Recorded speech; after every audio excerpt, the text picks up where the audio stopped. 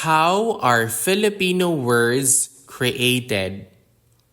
The Filipino language creates words through various processes that involve combining roots, affixes, or borrowing from other languages. Here are the primary ways that words are created in Filipino.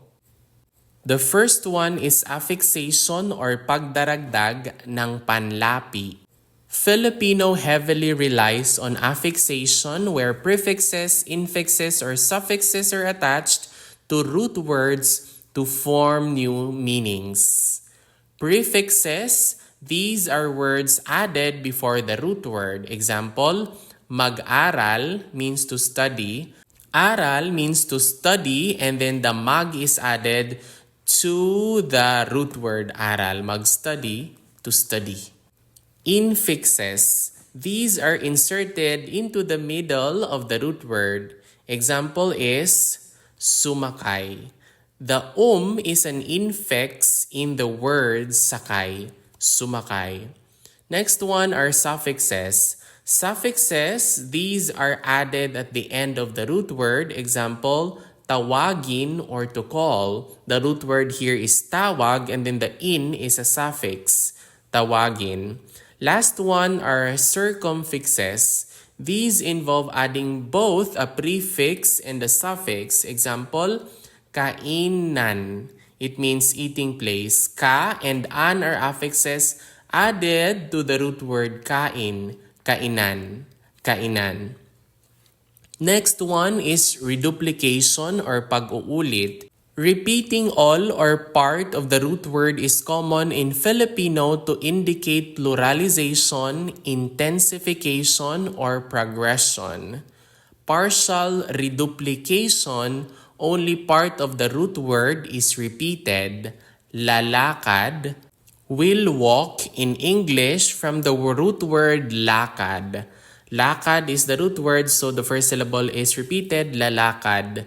Full reduplication, the entire word is repeated, tao-tao or people. You can also say araw-araw, every day, taon-taon, every month, linggo-linggo, every week or every Sunday.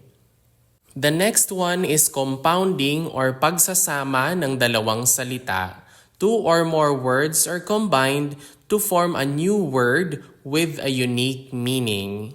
Example is bahaghari or rainbow in English. Bahag is loincloth and hari means king. Bahaghari. Number 4 is borrowing or paghiram ng salita. Filipino borrows extensively from other languages such as Spanish, English, Chinese, and Malay. These loan words are adapted to fit Filipino phonology and grammar. From Spanish, we have mesa or table and barco or ship. From English, we have computer or computer. We also have basketball, basketball from basketball, computer, basketball. From Chinese, we have sushi, which is key in English, and bakya, which is a wooden slipper. Sushi, bakya. Number 5, we have clipping or shortening or pagpapaikli. Filipino words are often shortened for convenience in casual speech. Like we have police, police in English, from policia in Spanish. Number 6, we have blending or pagbubuo ng dalawang bahagi ng salita. In blending, parts of two different words are combined to form a new word. Example, tambay from taga-bay. Taga and bay or bay, meaning someone who hangs out in a place. Tambay. Number 7, we have neologism or bagong salita. New words are created to accommodate modern concepts, often through affixation or blending with borrowed words. Example, salumpuit, which is a humorous neologism for chair derived from salum, which means to catch, and puwet means butt. So salumpuit is a chair. Number 8, we have acronym formation. Some Filipino words are formed from acronyms, especially for organizations and institutions. Example, we have PAL or Philippine Airlines, NBI for National Bureau of Investigation. And we still have a lot of others, DepEd, Department of Education, DFA, Department of Foreign Affairs.